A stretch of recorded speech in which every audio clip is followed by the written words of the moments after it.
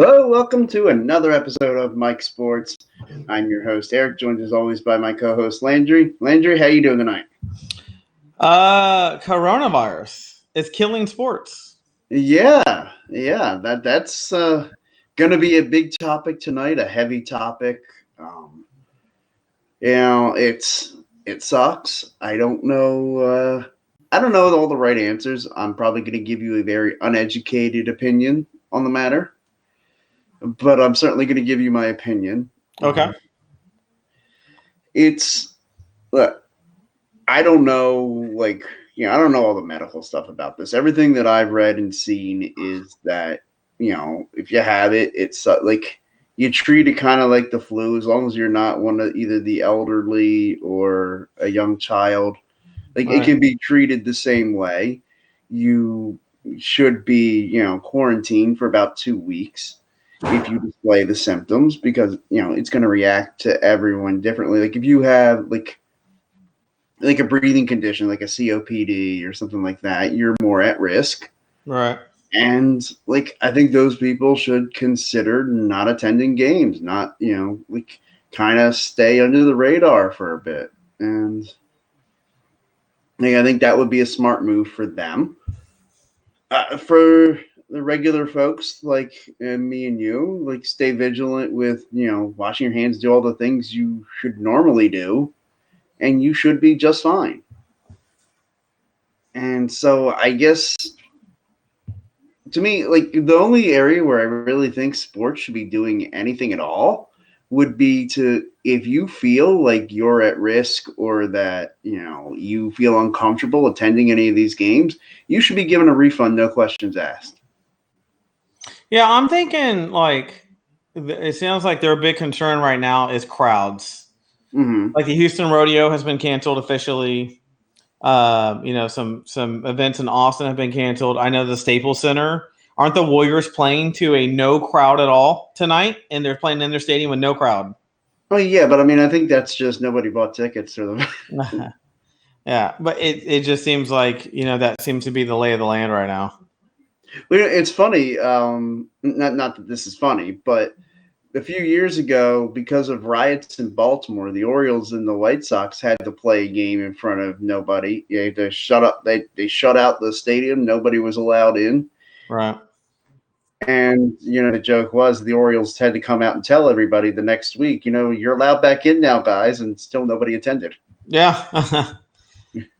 So, I don't know if sports is overreacting or if they're doing what more people should be doing is, hey, if something's crowded, that's a good chance if one person has it, that's a good chance for many to get it at the same time. Right. So, just looking at it from a medical standpoint, I mean, my education is obviously psychology, not medical, but if you just think about the common disease and the way things spread, I mean, so right now are the players, when they're guarding each other, if one of them has it, the sweat, the droplets, it comes in that form. Sure. There's just weird things that I haven't really thought about. And I know Seattle has pretty much banned anything in a public arena right now. So in the XFL I think it's the Seattle Dragons or Vipers or something like that. Yeah. They won't be playing in their stadium. So they'll have to go to another location if they want to have a home game. It's weird effects, going on. And, it's kind of got like a Mad Max feeling. It almost makes you wonder if sports should kind of just be suspended for the time being. Yeah, or just so I heard a doctor talking today in front of the government. And he said this disease is 10 times stronger and worse than the flu. So when you get it, they say if you're really young or obviously if you're over the age of 65, your immune system has a hard chance fighting it. So obviously players they're more in their prime. They're not really going to be susceptible. I think what they're trying to actually avoid is not players getting it. It's the crowd bringing. Yeah, that's where their concern is. I know they think players will be fine. Yeah. So I don't know. Like all things, there's the knee jerk, there's the overreach, and then there's the underestimating the disease or the virus. And look, I probably do fall in the underestimating crowd. Yeah. Because part of me is thinking that this has been overblown. Now, far be it for me to say the media, I think, has overblown some of this stuff. but the effects are real. Like, and it's not cool when one person dies from the flu. Like, it's not okay. Yeah. But like, so I don't want to say it's no big deal, but I do think that like they're like it's being built as this like it's gonna kill everybody and we got zombies running the streets. And let me tell you, you come at me. Yeah. It's weird. It's like you kind of want to. There's a party that's kind of like mocking it because you're like, look, this is kind of crazy, da, da, da. And then there's that part of, right. Well, what if you're the one? What if you're the exception where you don't take it seriously and you get it? Oh yeah, no, it's a real concern. So, and being someone whose dad passed away, up by September. Yeah, and being someone whose dad passed away a couple weeks ago and he had a respiratory infection, he had bronchitis and COPD. That's pretty much what this does and causes. And there was a part of us that thought about looking at my dad's case and saying, hey, was he an early person with it or something? But from what we know, there were no known cases in our region at the time. So probably not. But the point is that he was an elderly person. It makes you wonder. Got respiratory issues that essentially made him pass away. So if you take something that's stronger, which they say this virus is, it'd be really weird if I think my worry is in sports is like if a big name person ends up getting it, everybody in sports is going to lose their shit and freak out. Oh yeah. You know what I mean? Like if we got like a James Harden got it or sure. Someone or Westbrook or something got it and everybody's like, oh, whoa, this is crazy. Like we need to shut down the season. Like, March Madness. And I think what did they say about March Madness? Yeah. They had something to say about March Madness. March Madness with no fans. Yeah. So, and it's funny as a fan and somebody watching, and somebody who might be known to place a small wager here and there. If watching it as long as we have, we've seen a lot of times where the crowd will get behind an underdog team that is battling, holding tough. Like the first couple of days, you always have a couple upsets. Yeah. Well, and like that momentum of that crowd when the underdog is doing well, like that kind of feeds into it. Like, how is that going to be affected now? There is not going to be a crowd that can kind of feed off that underdog playing well and then feed into an underdog maybe getting an upset win. Right. I would think, man, if you are gambling on this, place all your money on all the favorites. Well, I don't know. Like March Madness, like what I wonder if people are going to go, they're going to try to make like a coronavirus bracket. Like, okay, well, since there's no crowd and this isn't normal, this team probably won't play as good without the momentum of a crowd. Like, I just wonder if people are going to like change up what they would normally pick because of it. Oh, I do think there's going to be something. You got to factor that in. Yeah. Because those times where, think about it, a home game really doesn't feel like too much of a home game right now. It feels like you're playing in a practice stadium or a practice arena. Well, like right now, I'm watching the Sixers-Pistons game in the background. Now, it looks like they have a normal-sized crowd there tonight. Yeah. But, like my dad and I were talking about it. We were talking about trying to get tickets to go down to a Flyers game who are red hot. Just won 9 in a row. Had that winning streak snapped last night against Boston.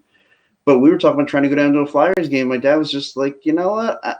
Maybe it's not such a good idea. Now, my dad's, 68 years old. So, he starts to think he doesn't have any respiratory issues or anything. But why risk it? Is the way that's what he said. He's like, why risk it when, like, we can just watch the game on TV. And I don't know how stadiums are doing and, with bathrooms and whatnot. But right now, if you go to a local grocery store here where I am, there is no hand soap that you can find. All hand soap is gone. Yeah, at my job, we've been selling out of the soaps and hand sanitizer. So it makes me wonder, okay, so let's go with the bigger vats of it and whatnot that are normally supplying are they having a hard time are these stadiums going to be able to provide adequate? And this might be reaching a little bit, but I'm just thinking of everything how this domino affects like everything. I mean, and maybe that's part of the factor that contributes to deciding to not have fans at the games. Think about it. If you can't wash your hands going to the bathroom because there's a lack of soap, or it's going to be used in a sparingly, but or it's got to be rationed, so to speak, And then you got food handlers in the stadium doing the food and whatnot. They have to wash their hands so often. And let's say they're limited because there's only X amount of soap to like one hand wash per like 2 hours or something. I don't know. It just seems like this is crazy. I didn't think this would affect the sports as much, but when the Houston rodeo got canceled, which Houston makes like $30 million off that a year total. And like, this is gonna really economically is a crasher. Now, someone asked me like where I think the limelight is and all this, and I said, once we get the vaccine down and that starts getting distributed to centers, it'll be like treating the flu. People will be getting their shots. If you got it, we'll know how to treat it by then with a vaccine, which will give them a bit. So I think that's when we'll get like more into like, oh, it's like a bad flu. Right now, there's no direct answer. So I think sports teams and rightfully so. Hey, man, I like sports, but health first. You know. Yeah, I mean, I agree. I love sports, but like, and while I don't think it's necessarily like, I don't think they needed to shut down or having fans there, but I mean, like you just said, why risk it? Like, well, and I said this. I said, you know, hey, if you got to pick a positive out of this, at least for me, at least it's not during football season; it's basketball season. Right? Oh gosh, I can only imagine. Yeah, I don't like. Yeah, I'll take football over basketball any day of the week. So, well, sure. Yeah. But yeah. Oh, if this was football season, if they were like, yeah, fans aren't going to be allowed at the games, I'd be like, screw you, I'm going anyway. I'll break my way into the stadium. Oh, funny story. So, was selling some stuff in my out of my garage, some furniture or whatnot, and this couple came up to buy stuff or whatnot. I was talking to him, and his nephew is number 94 on the LSU Tigers. He's a sophomore. He just won the championship with them. Nice. And it was cool. He's like, hey, man. He's like, look for him next time. And I told him, hey, you want to make this real? Make him tell, hey, Jay, I want to say hi to Jay back in H-Town next time he's playing in front of the camera or something. So I'm hoping I hear from him. Yeah, and if I hear from him, then I'm going to have to make my own show, man. I'm going to be too big. Just want to let you know that right now. That's fair. I'm just kidding. No. I just told him, hey, man, as if he gets a chance out town, give a shout out to us back in H-Town. And that was it. Nice. I thought it was kind of cool that I bumped into an actual player's family, you know. So yeah, absolutely, that is pretty cool. That was random. He was like, "Oh yeah," he's like, "You like LSU?" I'm like, "Yeah." You know, my last name's obviously French and Cajun, and he's like, "Oh yeah, well that's cool." He's like, "Our nephew plays for the LSU Tigers. He's only a sophomore, so he could win 2 more." You know, and of course that's being presumptuous. So he's got. Oh, sure, yeah. But he was like, "Yeah, I'm gonna get some autographed jerseys and stuff like that." He's like, if we end up getting something from you again, I'll bring in an autographed jersey. And nice. I was like, cool. I'll only bring it if you think this dude's going to be an NFL talent. Otherwise, that's kind of a waste of my time. Well, yeah. Yeah. So, yeah, that was a cool story. And I thought that'd be a good cool pivot from Corona or COVID-19. Yeah, I was going to grab some Coronas and drink on air, but you know, I was told it might be in poor taste. You're drinking the coronavirus. Drink it up. That's right. Yeah, yeah. The best way.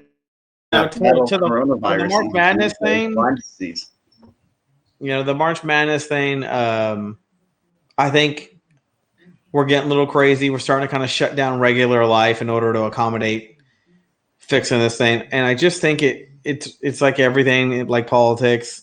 It's all about where you stand. You either think this is, you know, y'all are going too far, too fast, and you're knee jerking, or people going, hey, better to be safe than sorry. I think it just depends where you fall in that spectrum. I'm personally always a balance of both. I'm like, look, let's be a little cautious here, but let's not get crazy. Right. Like I would be all in favor of, hey, you know, if you feel like you might be either at risk or that you might have it yourself, stay home, get a refund. Like we will refund you everything. And like, you know, when you're healthy, like, or give it, like offer them the opportunity to get vouchers for next year's tournament or what have you. Like anything you can to encourage people who think they might be at risk, right, or you know are just not comfortable, to say, "Hey, stay home. You know, we feel confident we can sell the seats to somebody else, and we will accommodate you in the future." Yeah, that's what I would tell people. Like, I mean, Major League Baseball's got opening day coming up in a couple of weeks. Nothing's been said about what they're going to do there now. Luckily for most teams, like, you know, open air stadiums, I think they're more comfortable with letting fans in there. Yeah. as opposed to the closed air environment of basketball and hockey arenas. So I mean, look, if the Cowboys ever had a real reason to say, "Hey, we couldn't get this deal done with Dak. We had coronavirus. We stayed away from each other. Now's the time to do it." Right. Now's the time to do it and say we had a franchise tag you. We had no choice. The coronavirus kept us. They extended the deadline by like 3 days or whatever. Well, they offered him $105 million guaranteed, right? And $133 million deal. Now, here's what I'll take both sides here. So, as an ownership position, fair offer, in my opinion.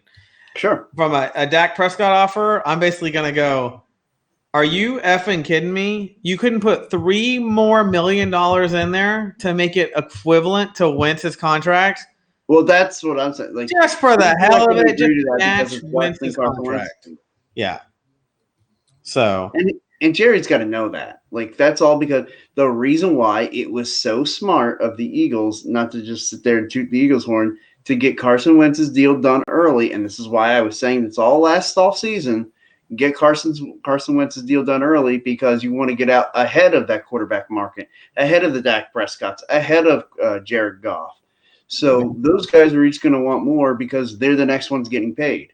If Goff had gotten his deal first or Dak Prescott had gotten his deal first, Carson Wentz would be, and rightfully so, expecting to get more money than them. Right. I'm sitting here going, dude, just give him the same contract. So that there's like, and I get he wants to set the market, but I'm like, listen, bro, I like you. You're a good quarterback. You're solid. You've earned it, but you're not worth it. And I know a lot of people might go, what? What does that even mean? He's earned it up to this point. But if for him to say he wants to set the new standard, it's crazy. Well, yeah, I mean, like I would look at it and I'd say, okay, Carson got X. All right, we'll give you X plus, I don't know, $1,000 or something. Like, obviously not 1,000, but like I would go just a tick over what Carson Wentz got because that's what you have to do because that's that's the situation you're in. Because if you let Dak walk out the door, which they're not going to, they'll franchise him before they let him walk out the door. I truly believe that, unless they feel like they can get Tom Brady. That's $165 million, $105 million guaranteed, which basically leaves $60 million he has to earn. Dude, right? $105 million. Mean if you get hit in the leg tomorrow and are just like you turn into the worst quarterback ever, you have $105 million. Yeah, like come on, dude. Hard for me to turn down. Now, I told you I've been a big proponent, and this would have solved the Wentz equivalent. I think he's number 4. I say you give him 100, you give him $34 million per year. I put the 4 in there. You give him $104 million guaranteed, and that would have given him a little more than Wentz and matched the 4 in his jersey, and been like, look, we're all good. We're not. But if I was the Cowboys, I would make a point of we're not using you to set the new standard. Sorry, we're just not going to do that. Well, look. As a Cowboy fan, put it this way, I'm willing to have a losing season if we have to in order to move on from Dak. That's just my personal opinion. So you just don't think Dak's the answer? No, I think he's the answer in the system with the system that's there. But I think a new system can be built and we get another quarterback. And with the new coach and the talent that's on that team, still get pretty damn close to where Dak would have probably taken us. Just the new quarterback would need to be given equivalent time to get in there and do the same. Now, look, there's 2 ways you can look at it. There's not Dak's hanging off freeze. You can look at it that way. Yeah. Or you can look at it like, okay, if Dak was on the free market, would he be able to get that amount? I don't think so. So you can look at it 2 ways, Again, it's all about Dak hits the open market, like either the Patriots or the Chargers or the Bucks or the Panthers. Somebody's going to pony up and pay Dak. Oh, yeah. Dak could go somewhere and basically never be heard of again. I guarantee that. He wouldn't go to the Pats because the Pats won't even pay Brady that. Yeah, but, they want to – I think the whole reason they didn't want to pay Brady is because they want a younger court. Like, Belichick and Brady have had a falling out. You can't convince me otherwise. Now, do I think they'll still patch it up in order to, make it work and try to win another Super Bowl? I do. Well, I still think somebody's going to go back. The falling out is about money. I think the falling out is about priority for Bill Belichick is, right. Hey, I'm watching you digress in front of me. and my system can help keep you relevant, but for this amount of money, so that I can use that money to put better weapons in place and whatnot, which will overcome some of your shortcomings. But if you want the money you want, I can't use those weapons to offset where you're digressing. And I think Brady's like, I don't give a shit. I put in the work here. I deserve it. Unfortunately, I think Brady's doing something that NFL players often want, but it's just not business-like, is he wants loyalty.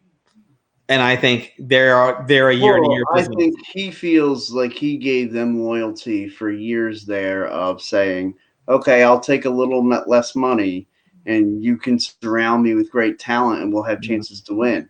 And I think he'd have been certainly willing to continue doing that. But then he looked around and said, well, where are the guys around me? Because this year, I mean, the offense around him was pedestrian. And people can say Brady took a step back, and he did. But, I mean, not to the level that, you know. Well, and there's two camps in there, right? There's Brady's digress, and there's the people going, the dude had no weapons, period. And I think the answer is a little bit of both. Yeah, I totally agree. Put it this way. I think if Brady had good weapons, I think he could have competed for another Super Bowl, even in his current level. So I have I think that's what he's saying. I have to blame the lack of weapons is what I lean more towards than I do Brady's digress when it comes. So that would put me in Brady's camp of I favor Brady in the argument. For last year, I can't speak for this year. I don't know how he's going to work. Too. I think that, like, because I feel like he was always willing to make that trade-off of saying, I'll take less money, but you'll surround me with great talent. And then this year he said, okay, I took less money and you still surrounded me with crap. So do one or the other. Either pony up and pay me money or pony up and get me some weapons that I can work with. Yeah, I'm just not. I don't know. It's weird. Like, the Patriots are in this weird mode of, like, Kraft loves Brady. Belichick seems like he's ready to move on. And it's like, last year, Kraft was all about, no, Brady's our guy, get rid of Garoppolo. And now Kraft's like, okay, Belichick, do your thing. Like, it's weird. It's like it's changed up somehow. Well, I think maybe Robert Kraft looked at it and said, no, we're going to keep Brady, and we're going to keep going that way. And when they didn't win this year and got kind of humbled in the wild card round against Tennessee, maybe Kraft looked at it and said, okay, Bill, we'll do it your way. Okay, so we're weeks out from the last time we really talked about what we think will happen with Brady. I said he stays the Patriot, period. I don't know now if I can feel the same way. If let's say there's he been does a lot leave. of posturing since then. Yeah, if he does leave, what do you think's the team for him? If he were to leave Titans? Yeah, that would be a great fit. You think they'll give up Tannehill? You think they'll give up the youth and go with someone for a year or two? I think they'd like to keep Tannehill because Tannehill was successful there, and I feel like they should try to follow up on that success. And that's true. Tannehill did start off as a backup that year. He wasn't the starter. Right, yeah. He might be comfortable with that. I think we'll go somewhere and back up. Right, he might be comfortable with a little bit of a bump in his money to stay there and be a backup to Brady and then take over the leadership when Brady's gone, maybe. Yeah, obviously, we don't know if it'll go like that. But, okay, yeah, I forgot about that. I kept thinking Tannehill is like the starter. I'm like, dude, why would you be a starter and then be willing to sit back? But then I was like, wait, he was a secondary guy to begin with. So, okay.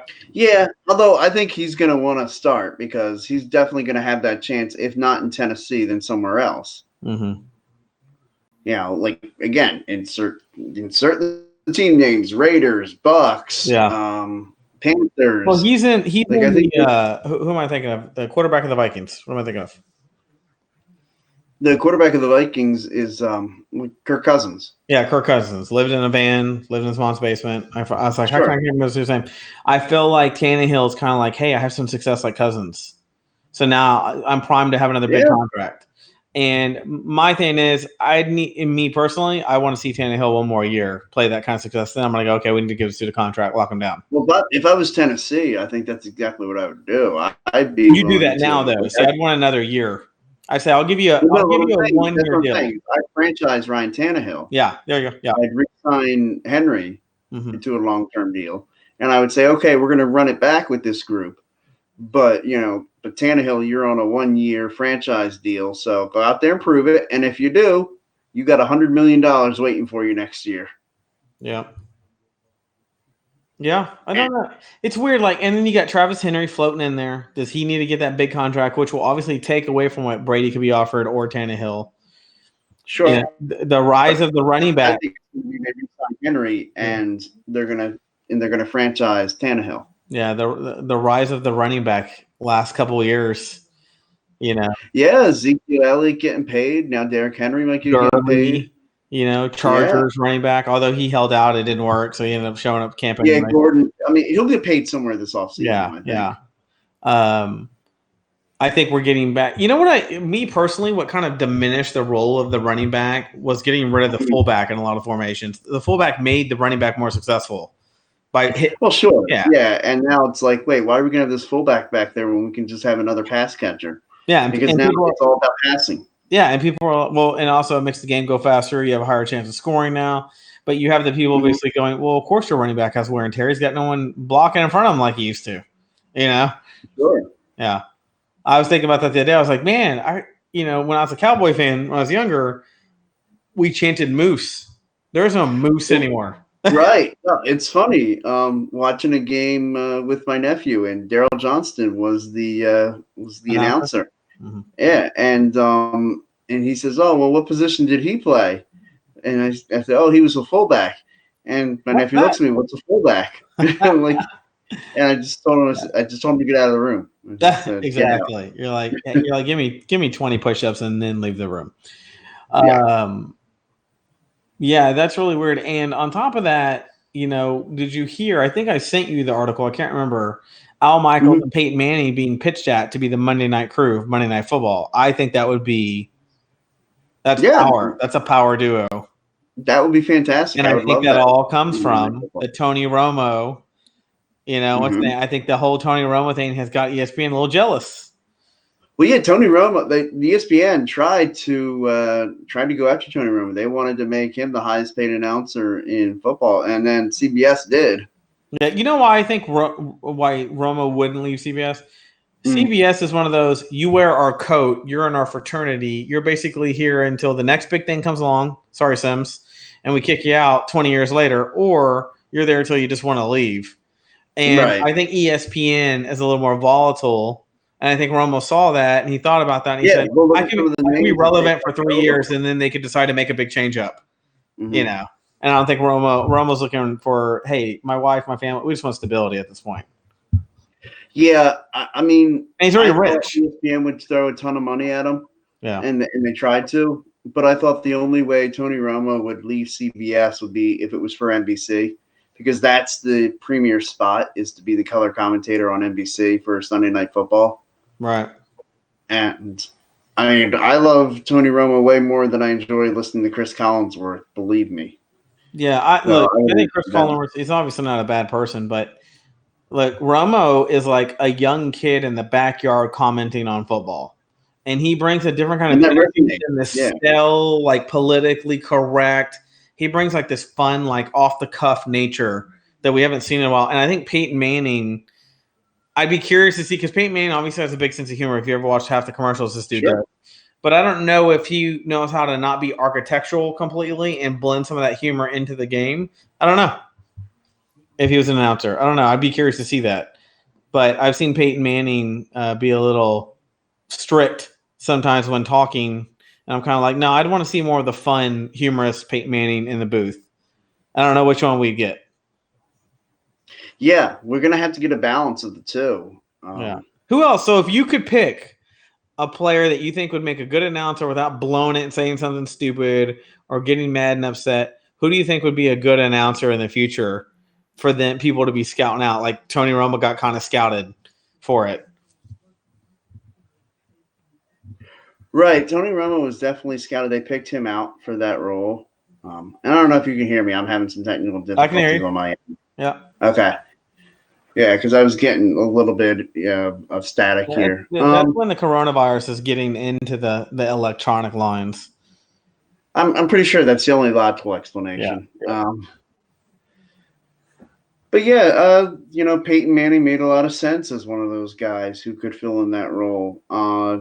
You look around at a lot of quarterbacks, I'd say any one of them could be great announcers. And they love this whole, like you called it, like a sort of a backyard kid talking about football. And I definitely feel like that's what Tony Romo is.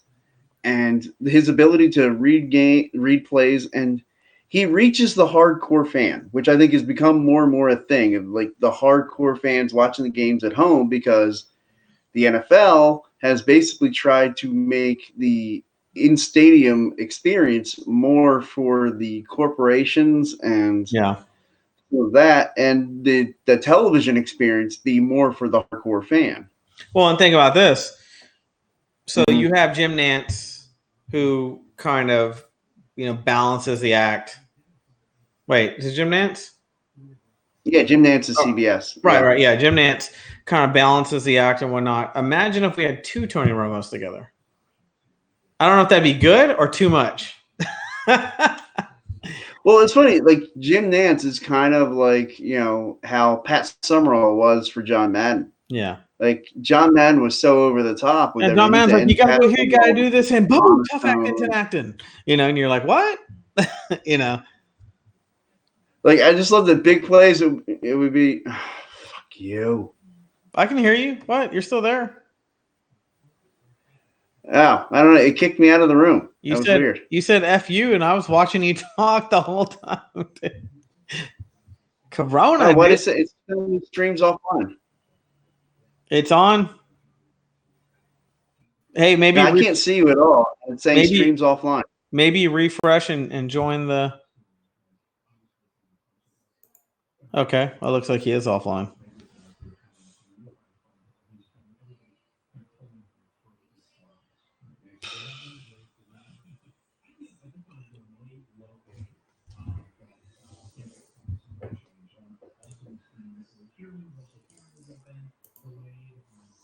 Looks like Eric got kicked out.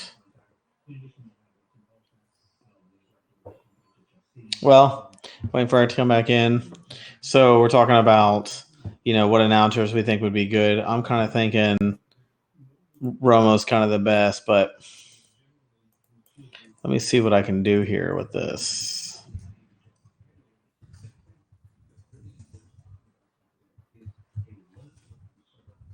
Oh, looks like we lost Eric. So we're going to call it a day, folks. We're going to leave it at that.